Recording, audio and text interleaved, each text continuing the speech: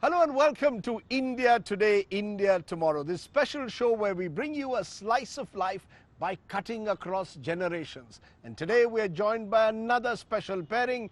Please welcome Gul Panag, actor, entrepreneur, certified pilot, and a multitasker, and her father, General H.S. Panag, one of the most distinguished army officers and now an author as well. Appreciate both of you joining me here on India Today, India Tomorrow.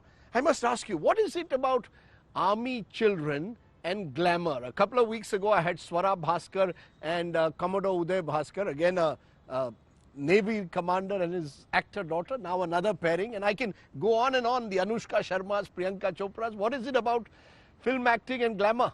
I think it's armed forces children and everywhere, including but not limited to the media industry. I mean, there's so many folks who are your colleagues and contemporaries who are from the armed forces background, notorious ones at that. All army brats. All army. So brat is an acronym for being relocated all the time. Huh. And I think it's the fact that we are being relocated all the time that instills in us the ability to thrive wherever we are and adapt and adjust and conquer. Because I read you went to what, 14 schools? 14 schools, yes. 14 schools over over 12 years? Over 12 years of schooling, yes. Wow. Does that make them actually, General Panag, a little more hardy, tougher? Do you believe your daughter or indeed army children are just a little bit more tougher, or is that I think they are definitely more tougher than common folks. And the very fact that they have to adapt to a new environment every year and a half, 2 years, itself is a great challenge and a great learning process. You know, I'm just wondering though, did you ever think that maybe your daughter should join the army? Because you've been a great advocate of equal role for men and women in the armed forces. You've written about it as well. Do you think Gul could have joined the army? Yeah, absolutely. In fact, I gave her the option that she can join the army.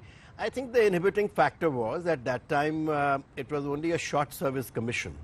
And it was restricted to certain arms and services. And she was very keen that since I was from the mechanized infantry, that she should join the mechanized infantry. Or she thought she can join special forces. But since the women were not permitted, and it was only a short service kind of a commission, so that's what was the inhibiting factor. You wanted to actually join the armed forces? Absolutely. I wanted to be G.I. Jane. You know, I really did. When I was about 17, 18, it was a very, very strong desire in me to come back to the armed forces and be the fourth generation back. But like Dad said, short service and not being able to be in mechanized forces. I mean, for me, that's it's not being in the army at all. With all due respect. She would have been fourth generation. You're a family of army officers. Do you think gender parity is at all possible in the army? Is it actually possible that tomorrow we'll have full-fledged gender parity? I think it is possible. The only thing is that, and the onus for that is on our women, is that they have to measure up to the physical fitness standards to withstand the rigors of military life.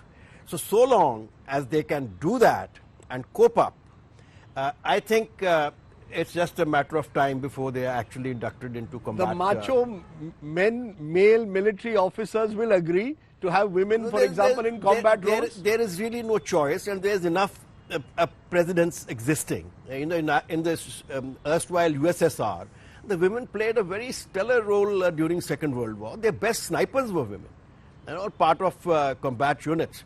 So I see no reason why the same thing should not happen in India.